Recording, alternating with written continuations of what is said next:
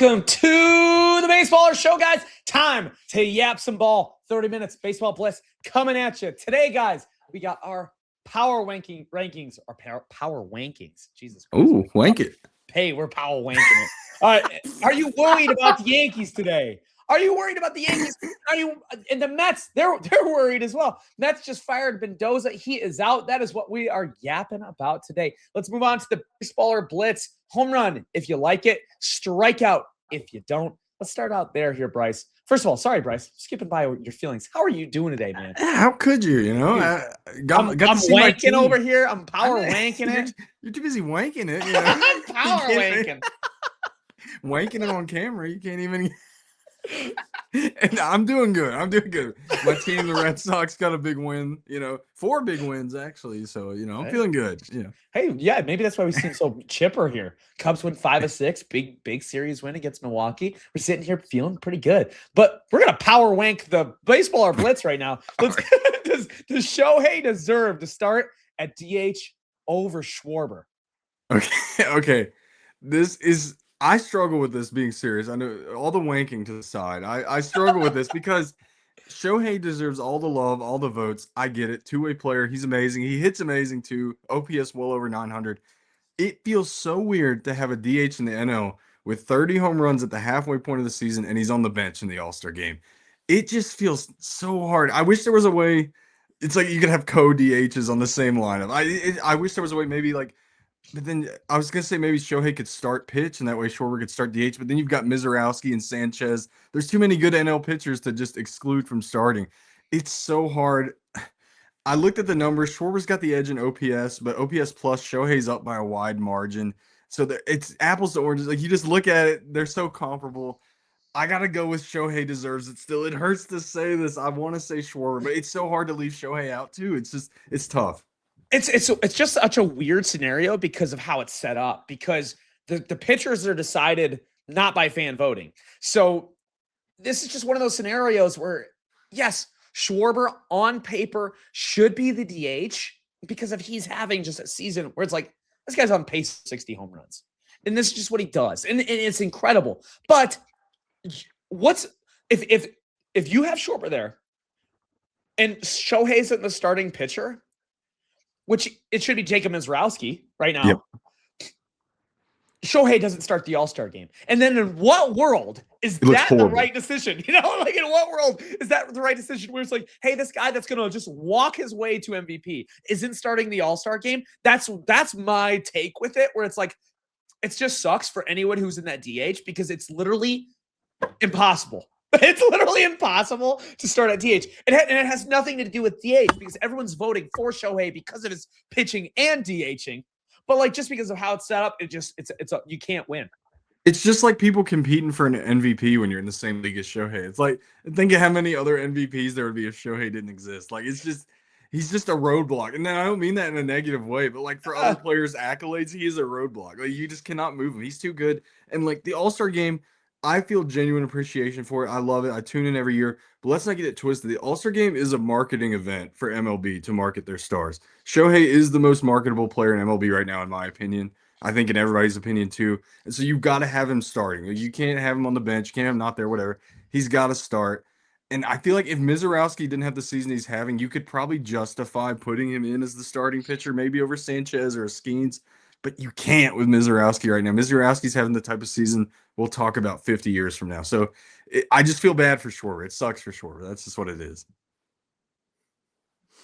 100%. I mean, with Mizorowski, that's the thing. It's funny. It's hilarious how it's all fucking just completely changed since last year. Last year it was like, Mizorowski doesn't deserve this shit. This is a terrible decision. And now it's like, yeah, he's a starter. He should definitely be the starter in the All-Star game, which is absolutely crazy. Now, New York is ablaze. Whether you talk about the Yankees, the Mets, but we're going to talk about the Mets a little bit because they literally are starting their fire sale. And it all started when the ball dropped with David Peterson. They traded away him before they even left the field, but then they dropped their manager, Carlos Mendoza. I got to ask you, did the Mets make the right move by firing Carlos Mendoza? I don't know, man. This team's a mess. What's right? What's wrong? I'd love to give some hard-hitting analysis on this Mets team, but I don't even know what the solution is, if I'm being serious. Do I think firing Mendoza is going to save the season? Hell no. Like, it's not. Do I think maybe he was probably lost the clubhouse? There's a disconnect there. Maybe it's his time there's just done. It's useless. I do concede that. They replaced him with Andy Green, who's evidently going to immediately go back into the front office at the end of the season. So they're kind of just putting a band-aid on this season. When they fired him, they trade Peterson. They just put Andy Green in there. They're punting this season, which they should. I hope anybody that has any trade value, just send them out. I Was it right to fire Mendoza right now? Sure, I guess. Like, it just doesn't fix the problem. This year is just so far gone for them already. It unraveled immediately. Like, I feel like 2 weeks into the season they were already done. Like, I don't know what the future is Mets, but hopefully they can find like a culture change type manager next season. Comes in clean slate 2027 if we have a 2027 MLB season. Shut up. And we see where the Mets go from there. There's still tons of talent on that roster. I mean, we all know that. You can find talent all MLB teams. So let's see what they can do with a new manager in 2027. Yeah, it's one of those, like, you nailed it. I think you absolutely crushed it. It's like, sure. This is not a home run by any means, and it's not a strikeout by any means. At the end of the day, it's like, I think, in my opinion, just something had to change. I don't care if everyone loves him in that clubhouse or they hated him in that clubhouse. Like, he just needed to go. I mean, the team is 14 games under 500. Last year, everyone saw the collapse that they had then. There is just has to be a culture change. And I am one, and I always talk to you about this. I'm never one guy to like call for managers' heads, but this is a scenario that absolutely calls for it. You're talking about just two absolute shit shows of half seasons. Second half last year being horrendous, and then this first half this year even being worse. 14 games under 500 from a team that has the second highest payroll and just great names. Yeah, injuries happen. Every team can kind of say that, but there's only 3 teams in the league that have worse, or there are 2 teams other than the Mets that have worse records, and they're the Royals and the Colorado Rockies. They don't have the second. If you combine their payrolls, it's still probably not a fifth of what the Mets are paying their people. So it's just an utter collapse. And like, somebody's got to wear it. You can't fire all the players. And we know baseball. We've been watching it long enough to know, like, whenever you have a team that's expected to win and they're like 10 games under 500, you're always on the hot seat. And we saw what happened with Alex Cora. It seemed like all the players adored Alex Cora. I mean, like, but he was cut. I mean, early in the season too. I mean, Yeah. So it's just what happens in baseball and MLB. Like, if you're expected to win and you're 10 games under, you're on the hot seat as a manager. It's just the way it is. Yeah, it was kind of funny because at the time, doing this show and talking about this, Mendoza was the first person on the hot seat, but he was the last person to get off of it, which is kind of crazy because it was like, okay, Rob Thompson was like, should we start worrying about firing Rob? Gone. It was like before you could even have that thought out, the Phillies were already like ahead of it. And that was quick. And Cora was like an unexpected one. It was like, what? I know it's bad, but like, really? Cora? I never thought midseason the Red Sox would bag Alex Cora. If they did it, I thought it would be off season. I was shocked by that. Yeah, just didn't feel right. Just very crazy dynamic. But it's time to deep dive, guys. We got to thank our sponsor, Dabble. If you haven't downloaded Dabble today, now's the time. If you play $5, you get 2026 for free play only using the code BSBLR, BSBLR. The cool part is once you're on the app, guys, you can follow us, copy every single one of our bets. So you can follow players around too. If you wanted to take someone that you want to take their hits, runs, RBIs, anything like that, you can do that and follow us all the way. So we do the work for you, helping you guys make some money. Download it now and ride with us using code BSBLR, BSBLR. But we got to ask, I know we got power rankings today. We're talking about how we feel about some of the other teams in the league, but I'll tell you, I'll give a little hint. Last week, we had the Yankees both 1 and 2. But a tough week for the Yankees. Obviously, we got some injuries going around. Are you starting to get a little worried about the Yankees over there, Bryce? I actually am worried about the Yankees. Now, I will say I'm a Red Sox fan, so as a fan, it does me joy to see them get swept. But as looking at it impartial, though, like just looking at that team, I actually am worried about them. Grisham, Stanton, Judge, all hurt. They're all impact offensive players. They do well on defense too, other than Stanton. He's like a fridge out there. He does running the bases, but he is missed in the lineup, seriously. But I look at this lineup without those guys, especially Judge. This lineup's got no juice, man. We're running out Schumann, Volpe, Ahmed Rosario's in the outfield. Like, what are we doing, man? Like, And I respect all those players. They're all talented in their own ways, but this is not a World Series winning lineup. Max Schumann's not going to lead your team to a World Series. Neither is Ahmed Rosario. Like, these are not the type of guys you need to rely on. And this is the June swoon that we see the Yankees go on from time to time. Feels like every year they do something like this. They had the division locked in April and May. June, they lose it to somebody like the Rays, just like they're doing right now. And then it's a battle the rest of the year. So let's see what they can do. I am worried. The pitching staff has been fairly solid, pretty solid so far, but names like Will Warren and Ryan Weathers, how much can you trust them long term as well? We even saw Carlos Rodon get a little bit roughed up yesterday, and he's a big veteran presence for the Yankees as well. Garrett Cole looked awful against the Red Sox the other day in Fenway. He was getting beat up, home runs over the monster. I'm worried about Garrett Cole as well. There's a lot to worry about. But then if Judge comes back and he's healthy, it all of a sudden looks okay again. Like that's what it is. So yeah, the Yankees go as far as Judge lets them. That's what it is. Yeah. I was one tooting the horn a couple weeks ago where I was like, hey, I still think even without Judge, they are a top team in baseball. But that's when their pitching is rolling. That's when things are going, like you've been seeing the pitching this year. They have been one of the best rotations, if not the best rotation in baseball for a stretch of time. So looking at that, you're like, hey, even with a lineup that does okay, they're going to be able to compete. But when this lineup, and again, the names on it, not that sexy. With these injuries, like you need Ben Rice to be Ben Rice. You need Jazz Chisholm to be Jazz Chisholm. And they're still doing their parts, but like I still think there's a lot that needs to happen with that lineup for them to collect a lot of wins. And you're seeing it now. They've lost 7 of their last 9, and not exactly against formidable opponents. You're talking Reds, Tigers, now the Red Sox. Yep. I mean, with all due respect, we're talking below 500 or 500-ish teams. And to lose that many games in that stretch with your pitching being part of the problem is not the formula of success that you got to have to win this division, especially when you get the Rays, like you said, coming up on their tail, which again, who the fuck would have saw coming? But it happens every year, and we never see every it year. coming. It's crazy. But this Yankees lineup though it's lost right now. They got no hit through 4 innings, I believe, in every single one of these Red Sox games, including through 7 to Sonny Gray. And side note, when I saw Clay Buchholz in Fenway last night, I thought Sonny Gray was going to do it. I thought the no-hitter magic was in the air with Clay Buchholz in the stands. He was cooking. No, but this Yankees lineup, though, I mean, they just can't even get hits, much less runs. There's no boppers, and their boppers are hurt. Like, I know Ben Rice is still there, but he had a bit of a rough week, a rough series against Boston, too, for the most part. It's just they need Judge back quick. Like, that's just what it is. It's counting time. It's counting minutes. Yeah, because I think I saw Ben Rice was like 2 for like 40 this year that number's not confirmed, but it was like 2 for whatever at Fenway this year, where it's like that is your, obviously with Judge gone, like he gets a little less protection up there. But still, like the year that we're seeing from Ben Rice, like you need him to do a little bit more than that. If I were the Yankees, one position they're very thin at, and although it stays relatively healthy, is catcher.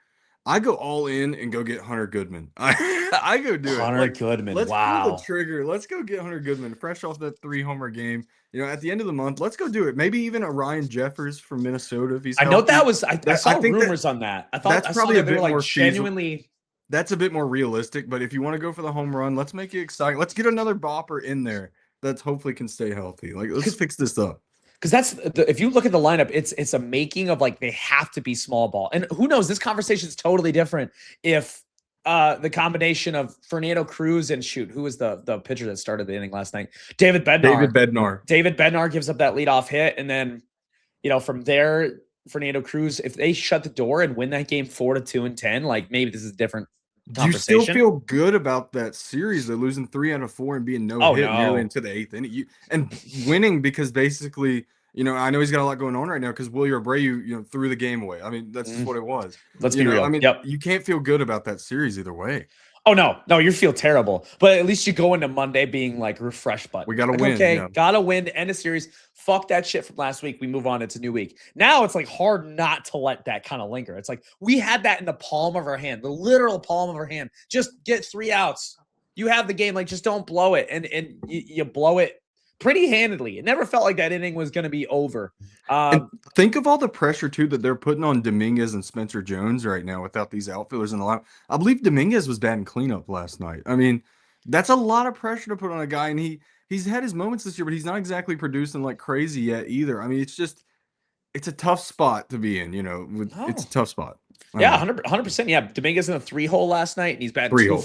Yep, 214 with a 655 OPS on the year. So again, you're trusting a lot of unproven guys and guys that have been in the league for a while that just don't hit. Because you have to. Yeah. Because you have to. You simply have to. The depth is starting to like rear its ugly head. I mean, because again, just like we talked about, Judge is on that squad, it just changes the game. Judge is on this squad, it just changes the game. You look at the lineup a little differently. It's like when you have a good rotation, but you take away someone's ace. And all of a sudden, guess what it is? A bad rotation. All this same thing here. All this lineup is right now is Ben Rice, who's struggling. Ben Revere. Ben Revere. I almost said it. I love me some Ben Revere. I saw that. I was like, yep, I love it. A 60-year-old Paul Goldschmidt who is producing, but you never know when the wheels could fall off. You never know when the wheels could fall off. And then, we've got, look at this bottom, like Oswaldo Cabrera, Austin Wells, Caballero. Like, it's tough. Like, a lot of pressures on Cody Bellinger to come through and be an MVP type right now, too. Yeah. And if you're not getting production from a Jazz Chisholm and a Ben Rice, like, what is that lineup? And Cody Bellinger struggling. It's you have those three names are really good names in a good lineup. Yeah. You add Judge to that, it's an elite lineup. But right now, without Judge, things are looking a little dry over there, and we got to see how it all plays out. But I agree, it's getting a little scary. But speaking of, let's bring it right into our power rankings. Let's talk. I say I will go with my 5, and then you will go with your 5, and I'll kind of give reasonings for each. So gotcha. To give a little update, what we had last week. So let me get the power rankings from last week up here. So my 5 last week, I had the White Sox, 4 I had the Dodgers, 3 I had the Brewers, 2 I had the Yankees, and 1 I have the Braves. I'm gonna give it to you now, guys. Now at number 5, we got a new team. Sorry, White Sox. Sorry, Chicago. The South Side, you went south too. We are putting in the Philadelphia Phillies for my 5. Just good ball recently. Obviously, the record isn't exactly what you would expect from the Phillies, but here we are, and they're getting better every single week. You remember how they started out so terribly, so horribly, but now here they are, 10 games above 500, 47-37, and they're 7-3 in their last 10. So good ball going on over there. They're getting good pitching, and Bryce Harper is on a heater. Zach Wheeler's back and looking like Zach Wheeler, and that just kind of takes that whole rotation to a different level. So when you got that production, I think that's a really good team, and I can see them keep climbing this thing, to be honest, as time keeps going on. Number 4, they dropped from number 2 to 4, the New York Yankees. I'm keeping them in here. I'm concerned, but I'm not terrified right now. I do think they're going to figure it out. I do think they're a good enough team to be a top 5 team right now. But just like we talked about, there is some definite concerns right there. If we get another couple weeks like that, they're definitely out of my top 5. Number 3, if they wouldn't have dropped the series to the Cubs, I might have had them at number 1 here. The Milwaukee Brewers. I just think right now they're going through just a little bit of scuffle. I mean, 5-5 in their last 10, losing to the Cubs, who were just depleted. This last weekend, you had Mizorowski, Kyle Harrison, Brandon Woodruff on the mound against the Cubs. Colin Ray, undecided starters that were literally just David Peterson. They chucked in, traded for him, and then a bullpen game essentially yesterday. Bryce Wilson picking up the win. So that matchup was not a matchup that favored the Cubs. They lost that series at home, and if you heard it in Milwaukee, it sounded like Wrigley North. It was loud for the Cubs when it needed to be. It felt like, if I had to guess, there was probably more Cubs fans that were there than there were Brewers fans. So the vibes, this is the vibes power rankings too, and that's why they're at number 3. They could have easily been number 1. They're still a great team. I think they could be a favorite in the NL still, even with the other 2 teams that I have here. But the 2 teams I have, number 2, I have the Braves, the Atlanta Braves. I think, again, they're scuffling. I mean, I do think there's some scuffle going on. 3-7 in their last 10. But at the end of the day, what they've done this year deserves a little bit of respect. They're 49-33. They've been playing great ball. They got a great team. Yes, they're going through a little bit of a but that happens to everybody. I think that at number 2, with their lineup and what they have going, Matt Olson, Michael Harris, you have Drake Baldwin back. Like, this is a really, really good team, man. So number 2 with the Atlanta Braves. And number 1, I know America's going to hate it. I got the Dodgers. What, do I have to give much reasoning here, guys? They're just, they win. They just win baseball games. It doesn't matter if they play great. It doesn't matter who's doing good, who's doing bad. They just win. They're 7-3 in their last 10. They're 54-30. They're 24 games above 500, which is handily the best record in baseball. And that's why they get number 1 for me. That is a very fair list, DR. I've got a few differences now. Stay with me here. Number 5, I've got the Philadelphia Phillies. They've been hot lately. We talked about it. You talked about it. Zach Wheeler's looking like Zach Wheeler.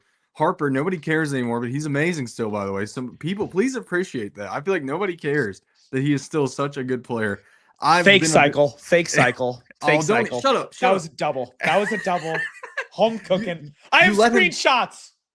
If that was PCA, you'd be rooting for that cycle too. Hey, you take his name out of your mouth. You don't say that. If that was Tony Campana out there in the Cubs outfield, he would have been. All right, respect is back. Respect is back. All right. I got Phillies 5. I've been high on this team since the beginning. I know they had some trouble early in the season. I do like this team a lot. 4, I've got the Braves, who are just ahead. I know I dropped them down a bit. I think they're a bit lower than you had them as well.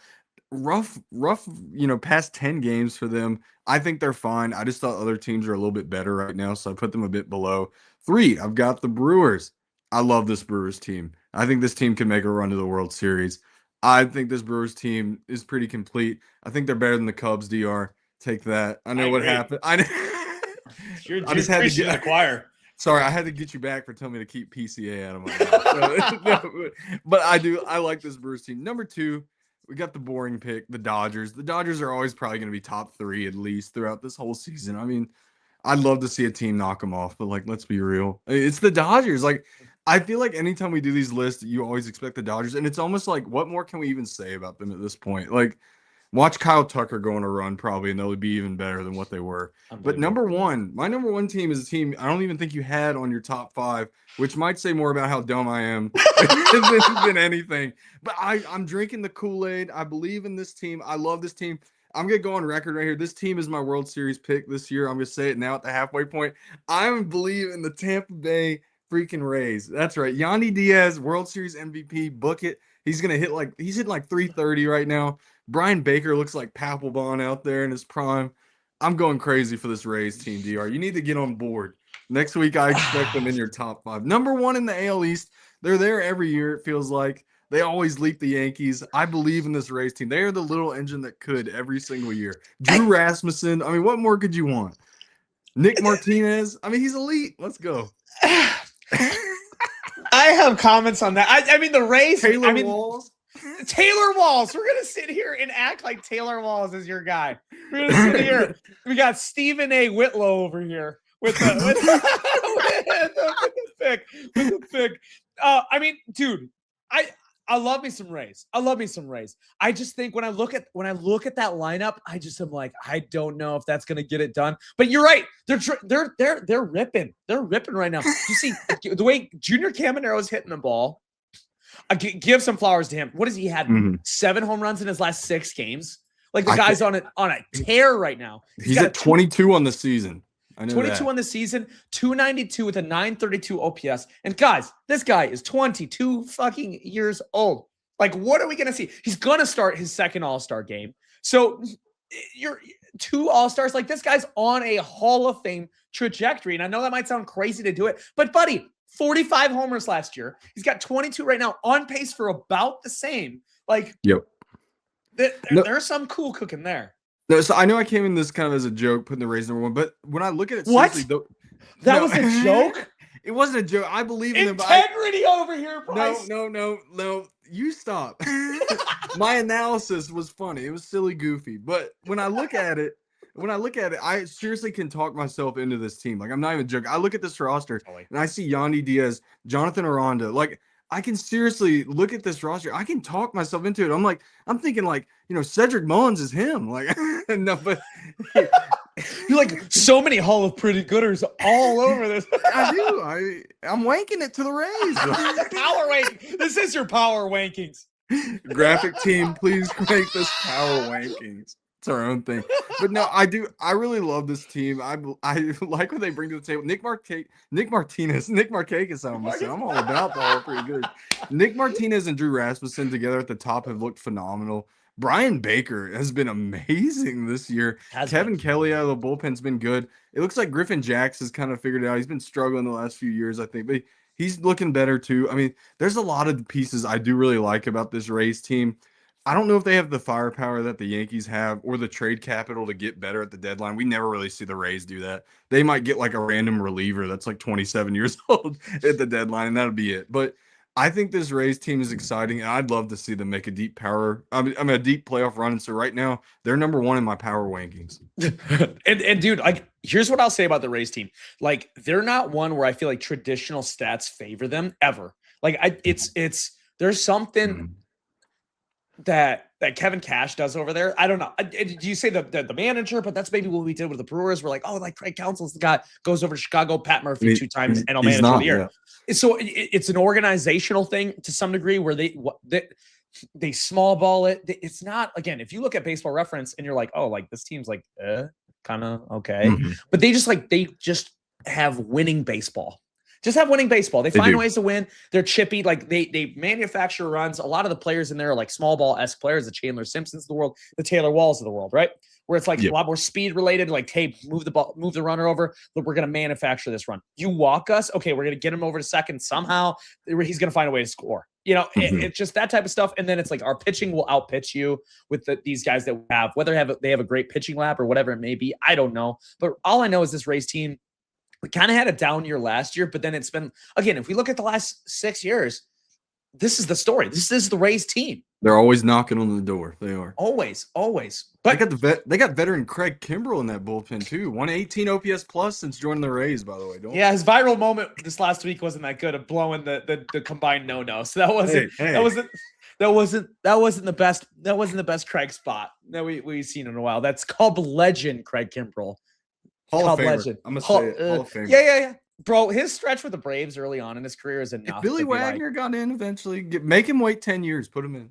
Yeah. Hey, I think that could be another conversation for another day, but we're going to have a run on relievers. And when all of those guys retire, Chapman, Kenley Jansen, Craig Kimbrell, like there's some names that are going to be Hall of Famers. And I am curious to see. We could get on a tangent about this. There's a time and place for it. I am curious to see where those guys fall. Because I mean, like, if you look at the numbers with Chapman and Kenley Jansen, it's not that far separated. It's very crazy how close they are. I know it maybe in everyone's heads, you look at Chapman as like the clear cut, like the most dominant, but it's like if Chapman gets in, like Kenley absolutely gets in. He has more saves. No question. It's funny. As a kid, I always thought Kimbrell was the best of the three. I always did. He just didn't have the longevity that the other two had.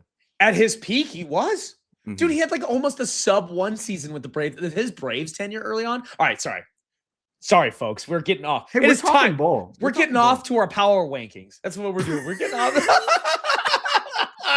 All right, well, let's rip the league leaders. We are going to let you know about ball that is going on so you can yap to your friends. Be like, did you know that Otto Lopez had the best batting average in the National League? That's what we're doing here. League leaders in the American League. Our batting average leader is Yandy Diaz with a 336 average. Home run leader, it's a tie, people. Your Dong Alvarez has 25. Byron Buxton, people. What? Has 25 homers this year in center field. PC who? RBI leaders. Nick Kurtz takes the lead over there. A lot of change this last week. It was a your dong category list last week. But Nick Kurtz at 64. OPS leader is your Dong Alvarez with a 1.039, which is the best mark in the major leagues. Stolen base leader, Bobby Witt Jr. with 28. Probably get overtaken. Hopefully he comes back soon. That would be the best for baseball. On to pitching. Cam Schlittler has dominated this list the entire year. He is at a 1.62 right now. Our wins leaders, we have a 3-way tie. Gavin Williams, Davis Martin, and Sonny Gray are at 9, a 3-way tie. Strikeout leader, no tie there. It is Dylan $200 million Cease at 128. Saves leader, Cade Smith. He's been dominating all year too. He's at 26. Brian Baker is coming up fast. Just saying. Hey, believe in them. Raise up. Hey, raise up. National League, our batting average leader is Otto Lopez with a 332 batting average. Home run leader, are you surprised? Kyle Schwarber with 30, the only person in baseball with that mark. Crazy. And not going to start an all-star game. RBI leader is Andy Pages-Pajes at 58. It is a tie also with Jordan Walker. Walker. You got two Jordans lead categories. OPS leader in the National League, Juan Soto. Maybe not a lot of people would have guessed that, but here he is at 973. Is that good? Is that good, Bryce? I think you like that. Oh, he still sucks. He sucks. That's everyone online. Overpaid. Yeah. Bad defense. The Mets suck. Stolen bases leader, Nasim Nunez has 32 swipes, guys. What? That's pretty crazy. I know he might have like the lowest qualified OPS, but 32 swipes will play.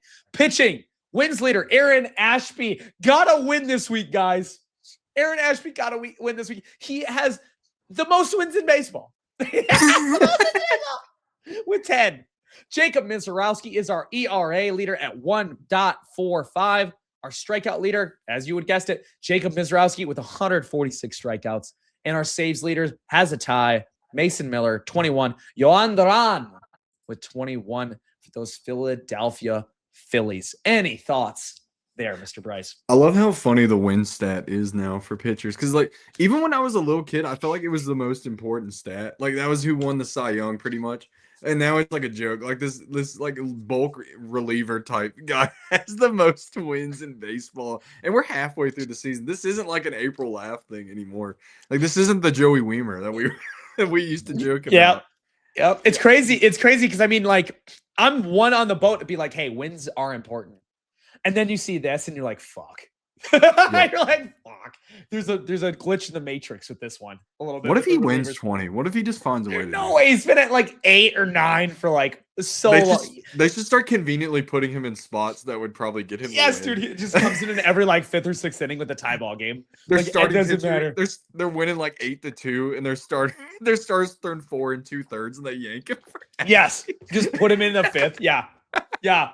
Oh my God. But that's all we got for you today, guys. We are at 32 minutes of baseball bliss. Make sure you follow us on Spotify, all of our social medias. Go to YouTube, subscribe to us. Make sure you leave a comment. Say, hey, Drew's stupid. I'm cool with that. That's all right. Bryce is a pretty cool guy.